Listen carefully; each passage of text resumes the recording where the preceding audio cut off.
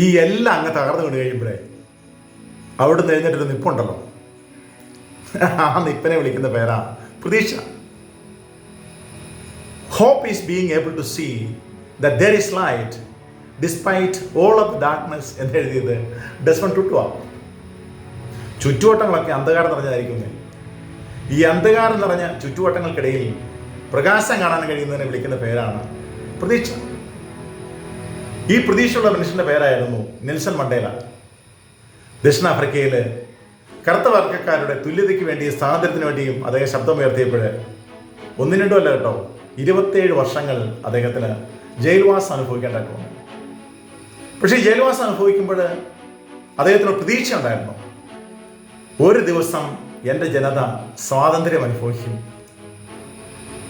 27 വർഷങ്ങൾ കഴിഞ്ഞ് അദ്ദേഹം പുറത്തിറങ്ങി. പിന്നീട് അദ്ദേഹം ദക്ഷിണാഫ്രിക്കയുടെ ആദ്യത്തെ കറുത്ത വർഗ്ഗക്കാരനായ പ്രസിഡന്റായി തീർന്നു. പ്രതീക്ഷ കൈവിടയാത്തൊരു മനുഷ്യനായിരുന്നു നെൽസൺ മണ്ടേല.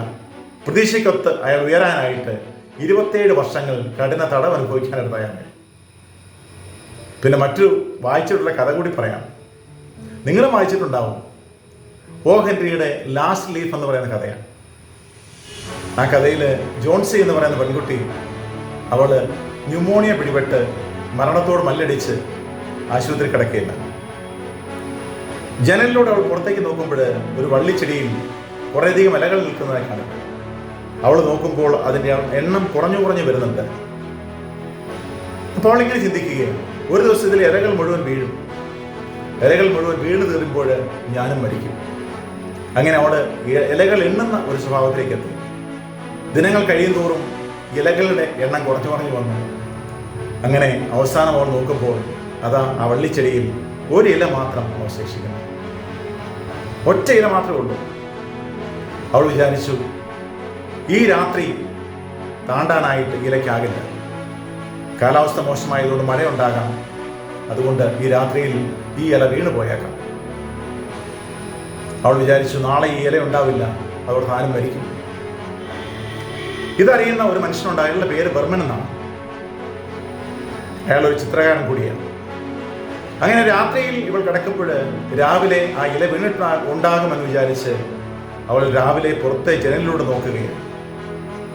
അത്ഭുതമെന്ന് പറയട്ടെ, ആ ഇല വീണിട്ടില്ല, ആ ഇല അവിടെ തന്നെ നിൽക്കുന്നുണ്ട്.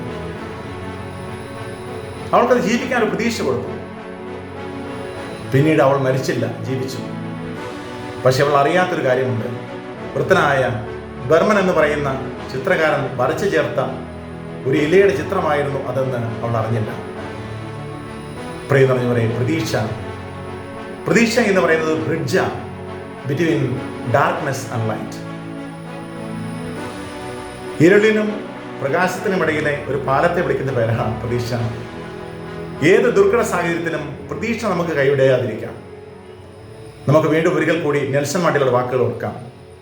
I never loose, I either win or learn എന്ന് അദ്ദേഹം പറയുക.